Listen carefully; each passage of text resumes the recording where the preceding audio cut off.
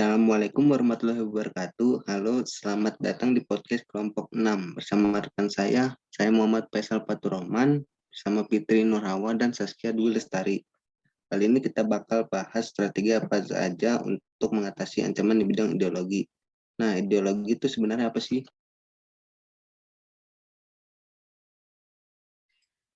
Secara umum nih, ideologi adalah kumpulan gagasan-gagasan, ide-ide, keyakinan-keyakinan yang menyeluruh dan sistematis, serta menyangkut berbagai bidang kehidupan manusia.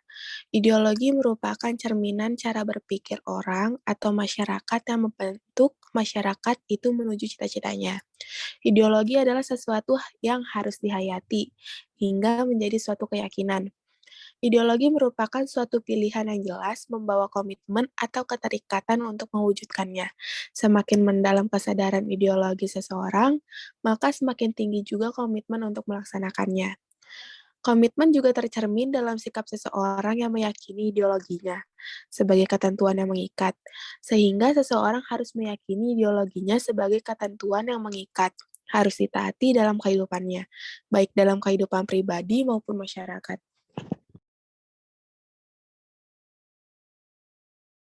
Terus contoh-contoh ancaman di bidang ideologi apa saja? Contoh ancaman terhadap integrasi nasional di bidang ideologi adalah komunisme dan liberalisme. Kedua ideologi tersebut dinilai bertentangan dengan ideologi Indonesia, yaitu ideologi Pancasila. Pancasila sebagai ideologi berarti seluruh warga negara Indonesia menjadikan Pancasila sebagai landasan dasar NKRI.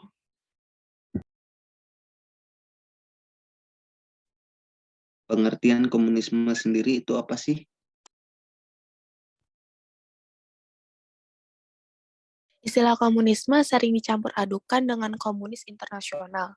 Komunisme atau Marxisme adalah ideologi dasar yang umumnya digunakan oleh partai komunis di seluruh dunia, sedangkan komunis internasional merupakan racikan ideologi ini berasal dari pemikiran Lenin, sehingga dapat pula disebut Marxisme-Leninisme.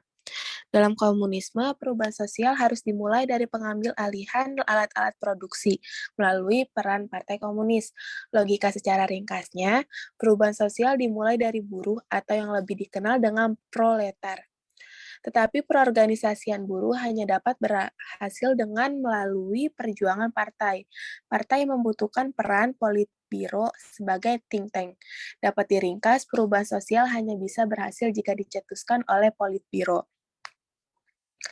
Komunisme sebagai anti-kapitalisme menggunakan sistem partai komunis sebagai alat pengambil alihan kekuasaan dan sangat menentang kepemilikan akumulasi modal pada individu. Komunisme memperkenalkan penggunaan sistem demokrasi keterwakilan rakyat yang dilakukan oleh elit-elit partai komunis. Oleh karena itu, sangat membatasi langsung demokrasi pada rakyat yang bukan merupakan anggota partai langsung. Karenanya, dalam paham komunisme tidak dikenal hak perorangan sebagaimana terdapat pada paham liberalisme. Komunis adalah penganut paham komunisme, sedangkan mengomuniskan adalah membuat jadi komunis atau menjadi komunis. Di Indonesia pernah terbentuk Partai Komunis Indonesia atau yang disebut PKI pada tahun 1924 yang bersifat non-kooperatif dan radikal. PKI banyak mengandung dukungan khususnya dari kaum buruh yang sedang menghadapi depresi ekonomi pada tahun 1923. Tokoh-tokoh komunis di Indonesia antara lain Semaun, Darsono, dan Musso. PKI sering melakukan pemberontakan terhadap pemerintah kolonial Hindia Belanda. Setelah kemerdekaan RI, terjadi pemberontakan oleh PKI pada 30 September 1965 yang disebut G30 SPKI. Peristiwa ini juga disebut Gestapo atau Gerakan September 30 atau yang disebut juga Gestok. G30 SPKI adalah suatu upaya penggulingan pemerintah yang sah yang berkuasa di Indonesia. Pada saat itu, 7 perwira tinggi militer Indonesia beserta beberapa orang yang lain dibunuh. Dilansir dari situs resmi Dewan Perwakilan Rakyat Republik Indonesia, Komunisme atau Marxisme dan Leninisme secara tegas dilarang oleh pemerintah Indonesia melalui ketetapan MPRS nomor 25 tahun 1966 dan UU nomor 27 tahun 1999. Nah, tadi kan komunisme, sedangkan liberalismenya itu apa? Liberalisme ini cenderung mengarah pada kehidupan liberal yang menekankan pada aspek kebebasan individual. Dalam Ensiklopedia Britannica diterangkan bahwa liberalisme adalah doktrin politik yang menjadikan perlindungan dan peningkatan kebebasan individu sebagai masalah utama politik. Sebenarnya, liberalisme yang didukung oleh Amerika Serikat tidak hanya memengaruhi bangsa Indonesia. Liberalisme adalah sebuah pandangan filsafat politik dan moral yang didasarkan pada kebebasan persetujuan dari yang diperintah dan persamaan di hadapan hukum. Orang-orang liberal mendukung beragam pandangan tergantung kepada pemahaman mereka tentang prinsip-prinsip ini. Tetapi umumnya mereka mendukung hak-hak individu, termasuk hak-hak sipil dan hak asasi manusia, demokrasi, sekularisme, kebebasan berbicara, kebebasan pers, kebebasan beragama, dan ekonomi pasar. Liberalisme menjadi salah satu gerakan utama di zaman pencerahan dan menjadi populer di kalangan filsuf dan ekonom barat. Liberalisme berusaha untuk menggantikan norma-norma hak istimewa turun-temurun, agama negara, monarki absolut, hak ilahi raja, dan konservatisme tradisional dengan demokrasi perwakilan dan supremasi hukum. Para liberal juga mengakhiri kebijakan merkantilis, monopoli kerajaan, dan hambatan perdagangan lainnya. Ini dimaksudkan untuk mempromosikan perdagangan bebas dan marketisasi. Filsuf John Locke sering dianggap sebagai pendiri liberalisme, sebuah tradisi yang didasarkan kontrak sosial, dengan alasan bahwa setiap orang memiliki hak alami untuk hidup, atas kebebasan dan properti, dan pemerintah tidak boleh melanggar hak-hak ini. Dampak liberalisme mencapai hampir semua negara di dunia. Liberalisme adalah salah satu akibat dari era globalisasi. Masuknya globalisasi ke Indonesia ternyata mampu meyakinkan masyarakat bahwa liberalisme dapat membawa manusia ke arah kemajuan dan kemakmuran. Dampaknya, liberalisme yang dibawa oleh globalisasi memengaruhi pikiran masyarakat Indonesia untuk tertarik pada ideologi tersebut. Pada umumnya, pengaruh yang diambil justru yang bernilai negatif. Misalnya, gaya hidup yang diliputi kemewahan, pergaulan bebas, dan lain-lain. Paparan liberalisme tersebut, apabila tidak diatasi, akan menjadi ancaman bagi kepribadian bangsa Indonesia yang sesungguhnya. Nah, sekarang kita ke poin pertamanya. Nih, topik ini dibahas apa saja strategi untuk mengatasi ancaman di bidang ideologi. Nah, strateginya itu yang pertama, memahami lebih dalam arti penting Pancasila sebagai ideologi negara. Yang kedua, menanamkan nilai-nilai Pancasila dalam bermasyarakat, dari hal-hal yang kecil hingga yang paling besar. Yang ketiga, meningkatkan ketahanan masyarakat dalam menghadapi usaha pemecah belahan dari luar.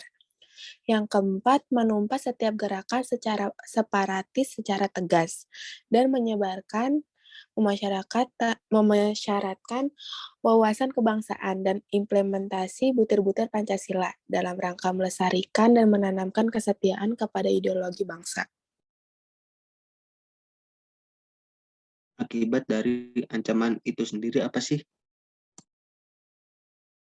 Akibat yang ditimbulkan dari adanya ancaman dalam bidang ideologi sebagai berikut. Yang pertama, lemahnya pemahaman masyarakat tentang ideologi bangsa, yaitu Pancasila. Hal tersebut mengakibatkan perilaku masyarakat tidak sesuai dengan nilai-nilai Pancasila. Yang kedua, memunculkan berbagai gerakan separatis karena adanya perbedaan ideologi. Yang ketiga, rusaknya etika dan moral bangsa karena sikap serta perilaku yang tidak sesuai dengan nilai-nilai yang tertanam dalam Pancasila. Untuk upayanya nih, kira-kira apa saja upaya untuk mengatasinya? Upaya-upaya untuk mengatasinya itu ada 7. Yang pertama, pemberantasan gerakan separatis. Yang kedua, peningkatan rasa patriotisme. Yang ketiga, pembekalan mental spiritual. Yang keempat, penyuluhan kepada masyarakat tentang ideologi dan nilai Pancasila. Yang kelima, pentingnya masyarakat dalam menyeleksi konten yang mengacu pada perpecahan. Yang keenam, pengaruh agama harus lebih ditekankan. Yang ketujuh, menerapkan norma-norma dalam kehidupan. Dari tadi separatisme terus yang dibahas. Sebenarnya separatisme itu apa sih?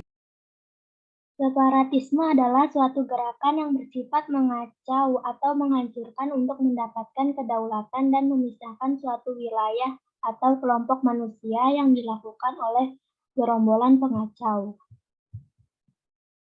Contohnya, misalnya di Indonesia telah lama merdeka, namun masih ada gerombolan orang yang ingin memisahkan diri dari NKRI, seperti GAM, Gerakan Aceh Merdeka, RMS, Republik Maluku Selatan, dan OPM, Organisasi Papua Merdeka.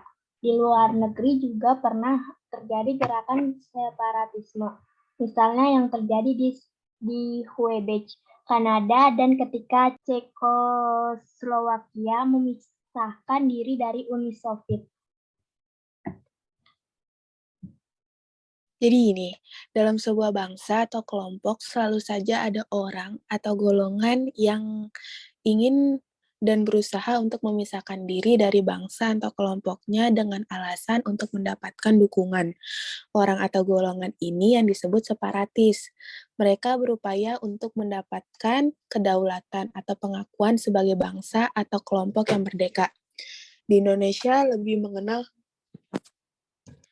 gerakan separatis ini yang bertindak dengan cara yang kasar melalui kekerasan.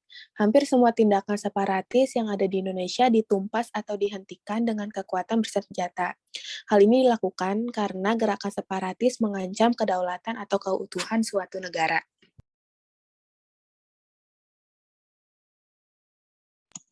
Oh, jadi pengertian separatis itu golongan orang yang ingin dapat pengakuan tersendiri. Iya ya, kayaknya hampir semua tindakan separatis kayak gini dihentikannya dengan kekuatan bersenjata. Oke, jadi itu upaya kita untuk mengatasinya ya.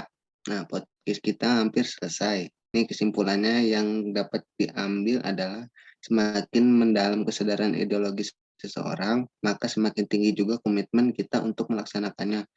Contoh ancaman di bidang ideologi itu ada 2, komunisme dan liberalisme. Dan strateginya adalah menanamkan nilai-nilai Pancasila dan menumpas gerakan separatis secara tegas. Sekian podcast dari kami. Maaf jika ada kesalahan kata. Kami pamit undur diri. Wassalamualaikum warahmatullahi wabarakatuh.